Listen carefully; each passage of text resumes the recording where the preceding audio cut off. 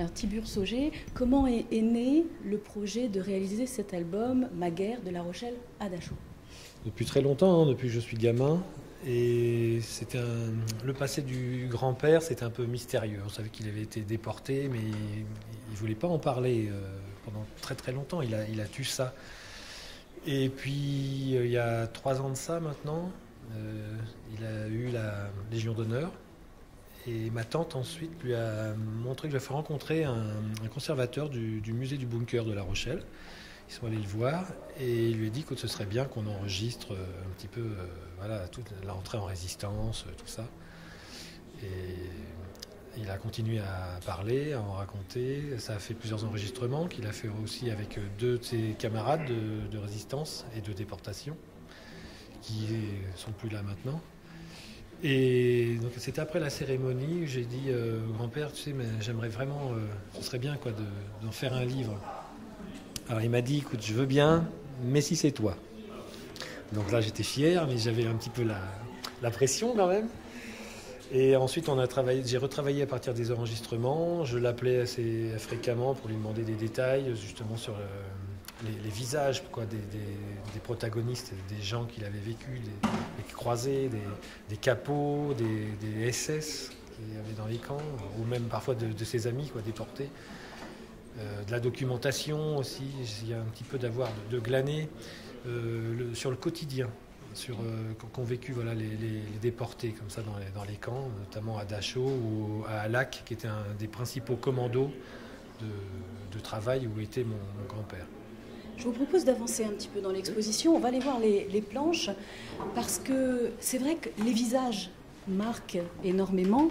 Et pour avoir lu l'album, moi, il y a une superposition d'images qui m'a frappée. C'est le visage de votre grand-père dessiné à La Roche-sur-Yon au moment où on lui remet sa décoration. Oui.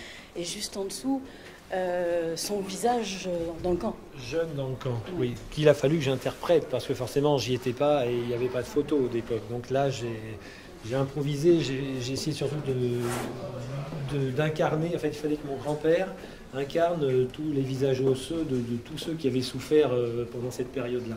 Donc, d'ailleurs, c'était le vœu du papy, c'était qu'il représente, lui, tous ses camarades de souffrance, quoi.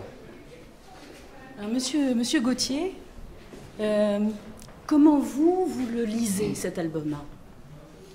Moi, je le lis par mes connaissances de la question, mais comme c'est difficile, pas comme un témoignage, mais plus qu'un témoignage à la fois, un appel. Premier réflexe, le passé c'est le passé, mais regardez ce que le passé laisse, l'image, et songez que ça peut revenir demain si vous n'êtes pas assez vigilant. C'est une manière d'entretenir le devoir de mémoire, ce fameux devoir de mémoire. Entretenir la mémoire. Et le reste, je pense que l'on a fait le plus simplement possible, et que c'est justement parce que l'on a fait simplement que ça apparaît aussi important. Je crois que cette affaire a été trop longtemps masquée. Cet aspect de la résistance est masqué par les outrances du cinéma, les images et la multiplication des images et la surmultiplication. Donc, nous en sommes restés en évitant d'éviter les outrances, en les mettant de côté et racontant simplement les choses. Ça nous a semblé tellement simple que ça n'a pas été. Ça a semblé simplement, c'est tellement simple que les petites complications sont venues de nous parce que quand même, ça nous semblait trop simple. Oui. Il fallait... Après, ça doit être un récit difficile à faire en famille. Et puis ensuite, le porter au public, c'est une démarche aussi, j'imagine. Hein. Je sais que pour le dessiner, il avait fallu que j'imprègne, en fait, que je me mette dans l'esprit que je dessinais pas mon grand-père. Parce que le dessiner souffrant, dessiner avec les tortures, c'était pas facile, quoi, les humiliations. Donc je me suis dit que je dessine un personnage.